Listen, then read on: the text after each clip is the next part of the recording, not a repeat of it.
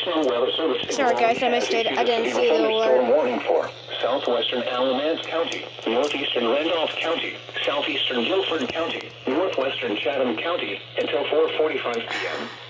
At 4:01 p.m., a severe thunderstorm was located near Elon or near Burlington and is nearly stationary. Hazard, 60 miles per hour wind gusts and penny-sized hail. Source, radar indicated. Impact, expect damage to roofs, siding, and trees. Locations impacted include Burlington, Graham, Elon, Gibsonville, Liberty, Alamance, Staley, Lake McIntosh Marina, Lake Guilford McIntosh Marina, and Snowcap. For your protection, move to an interior room on the lowest floor of a building. Repeating, a severe thunderstorm warning has been issued until 4:45 p.m. for the following counties in North Carolina: Alamance, Chatham, Guilford, and Randolph.